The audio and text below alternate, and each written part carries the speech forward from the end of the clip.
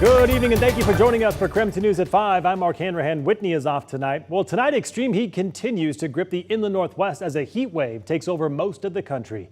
We bring you KREM 2 team coverage tonight. Amanda Rowley has an update on the new Chey Aquatic Center. Connor McAvoy is checking in with how people are cooling off tonight. But we start with meteorologist Michelle Boss with a detailed look at the dangerously hot forecast and what's in store for the week. Michelle? Yeah, just checked the latest observations and it looks like we did hit 100 at the Spokane airport, which means we broke the previous record of 99.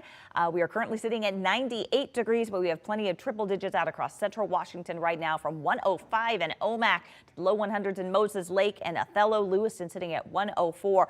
The coolest spot right now being reported in Moscow at a toasty 90 degrees. Excessive heat warning will continue through Wednesday for those areas shaded in pink, bright pink, temperatures in the low 100s. Heat advisory for pretty much the entire rest of the Pacific Northwest with temperatures in the 90s. Even in Seattle, they're baking with mid 90s out there. We are going to add wind to the mix on Wednesday, and so a fire weather watch has been issued. That area is shaded in tan from Omak down through Moses Lake and the Tri-Cities.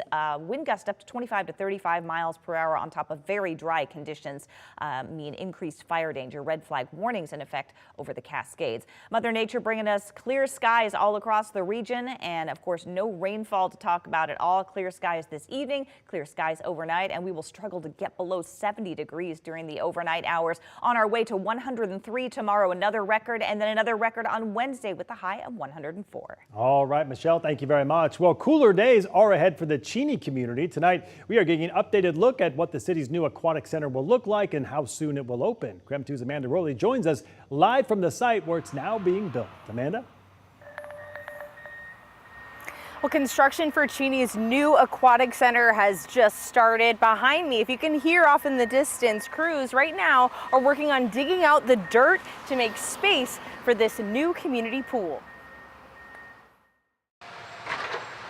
New and exciting things are coming to Chey. We'll start with these potential new neighbors. Let's try and get a bigger house than what we have. Yeah. Because we have a little one on the way. An enticing selling point for their future home is Chey's brand new aquatic center, just a short walk away. I think it's going to be a lot better for the community. Yeah, especially with the gas prices. I think it'll be really nice to just be able to go right there. The Chey Aquatic Center will feature a lazy river, water slide, and traditional pool with 25-yard lanes. Chey voters approved the $14 million project last year. Now they're getting closer to seeing the project come to fruition. The previous pool closed at the same location about 3 years ago due to a major mechanical failure. Chey has been without a local outdoor pool ever since.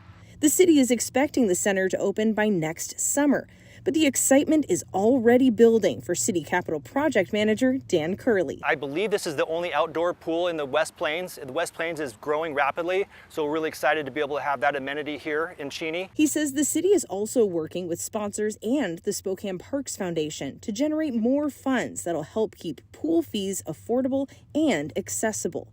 Something this new family is looking forward to. I like the idea of the lazy river. It's going to be fun and convenient for everyone, I think. Now, plans for the park don't end once the aquatic center is complete. The city says even more new and exciting things are on their way to Chey, including plans, long-term plans, to add walking trails to the park, as well as renovating and adding pickleball courts just across the street. So a lot of exciting things to keep an eye out for Chey's future. Reporting in Chey, Amanda Rowley, KREM 2 News. All right, Amanda, thank you very much. Well, high temperatures across the state mean that we are on Wildfire Watch. There are several fires burning across the state that we are tracking. Right now, a small fire is burning about 13 miles south of Inchelium. According to the Northeast Interagency Incident Management Team, lightning sparked the Middle Mountain Fire earlier this week. It's burned about 14 acres in a remote area. Now to a fire burning near the Idaho-Washington border south of Lewiston. It grew to more than 3,100 acres. According to the Idaho Department of Lands, it is only 33% contained. It's also in a remote area. There are no evacuations in place at this time. Well, evacuations have been expanded for the Pioneer Fire burning in Chelan County. That fire has grown to more than 9,000 acres and is just 14% contained. Fire officials say it's expected to burn all the way until Halloween. And a bit of a scare for concert goers at the Gorge this weekend. A small brush fire sparked during the Odessa concert. The Grant County Sheriff's Office says pyrotechnics used in the show started the fire. No one was hurt and crews quickly put it out. The rest of the concert was canceled. Now to a construction alert for you tonight. If you use Monroe Street in North Spokane, be prepared for delays and detours. Part of the North Monroe Street is closed today for repaving. According to the Public Works Department, all between Kiernan and Francis Avenues will be closed, along with the intersection of West Garland Avenue and North Monroe Street. The city is asking drivers to instead take Maple and Ash, Division and Wall or Post Streets. It's a quick closure, and Monroe is expected to reopen by Tuesday, they said. In other news tonight, a Pullman toddler has been found after more than a month-long search that crossed national borders. Police say Mexican authorities found the child, her father, and his fiancée in Santa Ana, Mexico over the weekend, and they were turned over to U.S. authorities. Last month, Aaron Ong failed to return his daughter to her mother. Ong's fiancée, Nadia Cole, was believed to be traveling with him and his daughter to Mexico after Cole was reported missing in Seattle.